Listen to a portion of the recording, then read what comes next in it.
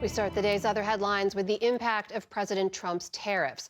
The nation's largest retailer, Walmart, is planning to raise prices in the coming weeks, citing Trump's policies as a driving factor. Walmart's head said today that, quote, given the magnitude of the tariffs, we aren't able to absorb all the pressure given the reality of narrow retail margins. Walmart posted strong quarterly sales today, but declined to give a profit outlook due to ongoing economic uncertainty. In the meantime, consumers are growing increasingly uneasy. New government data shows that the pace of retail sales slowed sharply in April from the month before. A judge in Wisconsin pleaded not guilty today to federal charges over accusations she helped a man evade federal immigration agents. Milwaukee County Circuit Judge Hannah Dugan allegedly escorted the person out the back door of her courtroom last month as agents sought his arrest for being in the U.S. illegally. Get angry, get loud.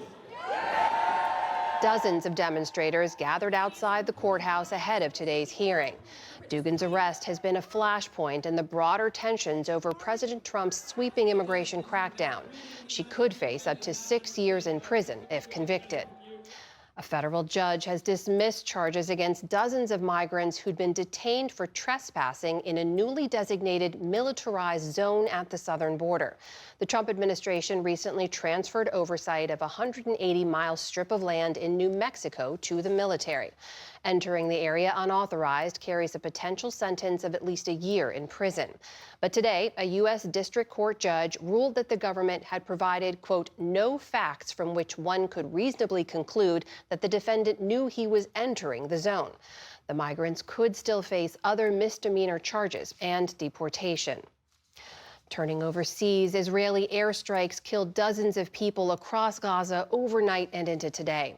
Hospital officials in the southern city of Khan Yunis say at least 54 people were killed in a series of attacks, while in the north,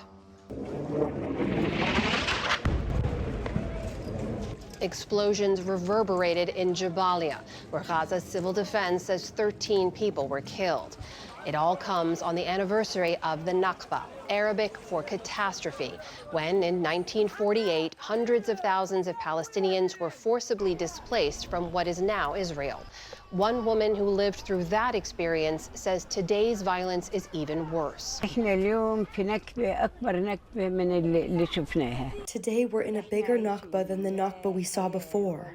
We are not living. There is no life, no children, no people, no food or drink. How long must we remain like this? Where can we go? Today, U.S. Secretary of State Marco Rubio told reporters he is troubled by the humanitarian situation in Gaza. He also spoke with Israeli Prime Minister Benjamin Netanyahu, who earlier this week vowed to, quote, complete the mission by destroying Hamas. Back here at home, Florida Governor Ron DeSantis signed a measure today that blocks local governments in the state from adding fluoride to their water. During a bill signing event in Dade City, DeSantis said that forcing the mineral into the water supply is, quote, basically forced medication.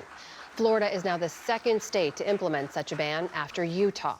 State lawmakers approved the bill last month despite concerns from dentists and public health advocates who say it could have long-lasting health consequences. Florida's ban takes effect on July 1st. On Wall Street today, stocks drifted a bit following the latest economic reports. The Dow Jones Industrial Average added about 270 points on the day. The Nasdaq gave back some ground after recent gains, losing more than 30 points. The S&P 500 rose for a fourth straight day. One of the architects of America's hydrogen bomb has died. Richard Garwin was only 23 when he built the world's first fusion bomb. He later advocated for arms control, worked on early technologies that led to things like touchscreen monitors, and advised presidents from Eisenhower to Obama. In the fall of 2016, it was Obama who awarded him the Medal of Freedom, the nation's highest civilian award. Richard Garwin was 97 years old. And a discovery of note. Historians at Harvard University say a document in their archives, long believed to be a copy of the Magna Carta, is actually one of the earliest versions of the medieval text, dating back to the year 1300. The university purchased the tattered piece of parchment in 1946 for less than $30, which would be about $500 today. It was wrongly cataloged at the time. After coming across it on the law school library's website, professors noticed the smallest of details, certain letters capitalized, quirks in penmanship, and realized what they'd found. They bought it for peanuts in 1946 from an auctioneer, Sweet and Maxwell, who equally seemed to have no idea what it was. Harvard Law School have indeed, unbeknownst to them, got an original of the 1300 Magna Carta, an original, therefore, of one of the most famous documents in world constitutional history.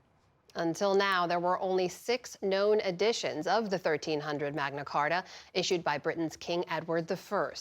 The document was first issued in 1215 and established the principle of the law of the land, which influenced the framers of the U.S. Constitution, among many others. Harvard estimates their version is worth millions of dollars, but has no plans to sell it. Still to come, on the NewsHour, we examine the causes behind a significant drop in opioid overdose deaths.